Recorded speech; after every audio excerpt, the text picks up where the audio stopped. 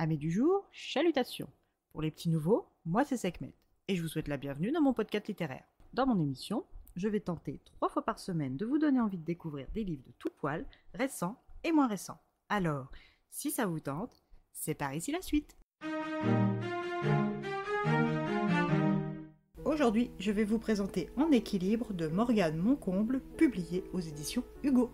Dans cette petite romance adolescente, nous allons faire connaissance avec Lara Bailey, sa jumelle Amelia et Casey Thomas. Lara est une ado de 17 ans qui excelle à l'école, fait tout bien comme il faut. Du moins c'est ce qu'elle tente de faire et ce uniquement pour satisfaire ses parents exigeants. Depuis qu'elle est toute petite, pour elle, aucun avenir autre que d'intégrer Columbia et devenir architecte comme son père n'est une option.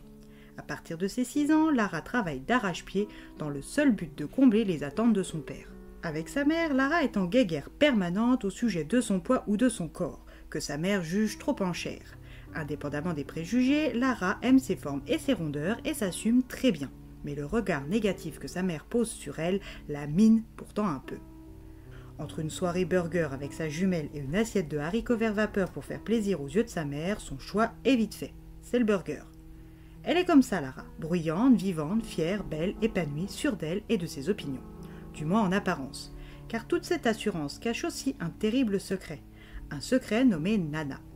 Nana est le nom qu'elle a donné à sa petite voix intérieure, celle qui depuis la mort brutale de sa tante Bertha lorsqu'elle n'avait que 11 ans, lui intime de faire des choses pour se protéger de la mort, du suicide ou de tout ce qui pourrait lui faire des choses horribles à des gens qu'elle aime. Cette petite voix lui concocte des rituels, la faisant souvent passer pour la fille bizarre aux yeux des autres. Heureusement pour elle, Nana ne parle pas tout le temps et lui laisse de l'espace depuis un certain temps. Mais le stress de la dernière année de lycée risque de lui redonner la parole. Lara cache cette part honteuse de sa personne sous des sourires et des paroles bravaches. Mais quand elle se retrouve seule dans le noir, les angoisses et Nana reviennent immanquablement. Durant les vacances de Noël, Lara est seule avec sa mère car Amelia est partie en voyage linguistique sans elle. La solitude lui pèse chaque jour un peu plus et elle se rend enfin compte qu'elle ne sait pas exister sans sa jumelle. Amelia est tout le contraire d'elle. Elle est mince, elle ne s'exprime pas à outrance, elle n'est pas d'une nature coincée, elle n'est pas comme elle toujours dans le contrôle, elle prend les choses un peu comme elle se présente et elle rend fière ses parents sans rien faire de plus. Pour Lara, Amelia est une idole, elle l'aime, l'adule et l'envie. Quand elle rentre de son voyage norvégien, Lara est comme un chiot retrouvant son maître adoré. Mais Amelia, elle est distante. Ses cheveux sont bleus et son expression est changée. C'est peut-être imperceptible pour le commun des mortels, mais pas pour elle, sa jumelle, sa moitié, sa vie. Le plus triste dans ces retrouvailles, c'est qu'elle comprend vite ne pas avoir manqué à sa sœur comme sa sœur lui a manqué à elle. Amelia ne passe pas beaucoup de temps avec elle depuis son retour et semble lui cacher quelque chose d'important. Alors quand elle lui parle du spectacle de fin d'année du club de cirque, Amelia coupe sa sœur pour lui annoncer qu'elle arrête le cerceau aérien cette année.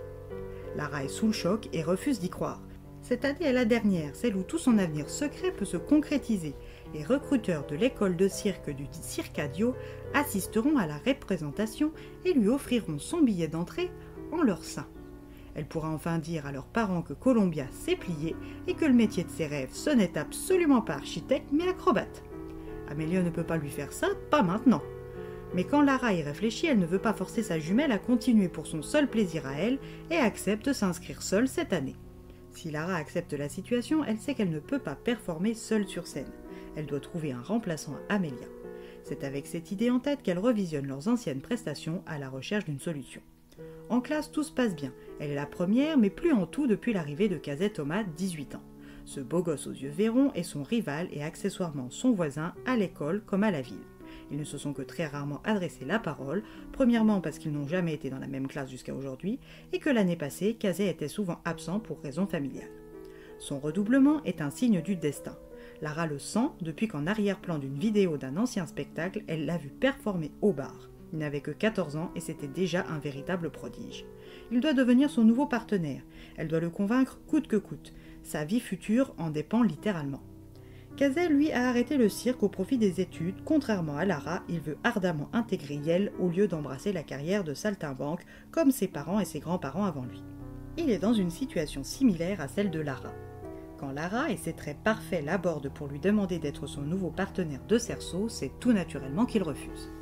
impossible qu'il se remette au cirque alors qu'il supplie ses parents de le laisser être un homme de bibliothèque. Lara n'est pas le genre à lâcher l'affaire facilement, elle va le travailler au corps jusqu'à ce qu'il finisse par lui céder. Lara finit par avoir Kazay à l'usure et elle en est ravie. Commence pour elle une nouvelle étape. Elle qui pensait que le plus dur serait de convaincre le beau Kazay se trompait lourdement. Lara arrivera-t-elle à vivre sa propre vie sans l'ombre de sa sœur pour seul objectif? Sera-t-elle prise au Circadio ou à Columbia? Sa sœur lui révélera-t-elle ses secrets? Nana restera-t-elle bien sage ou au contraire se manifestera-t-elle plus encore cette année? Kazay arrivera-t-il à convaincre ses parents que sa place n'est pas dans leur pas, mais derrière un bureau? À vous de le découvrir.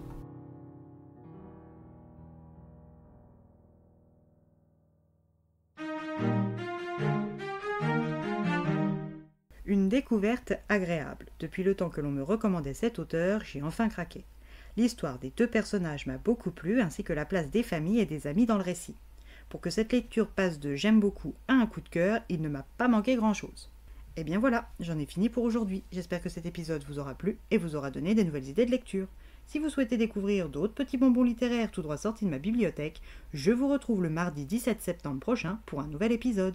Et si d'ici là je vous manque de trop, n'hésitez pas à me rejoindre sur mon compte Instagram, @leslectures de Sekhmet. Sur ce, chalut les amis et à la prochaine.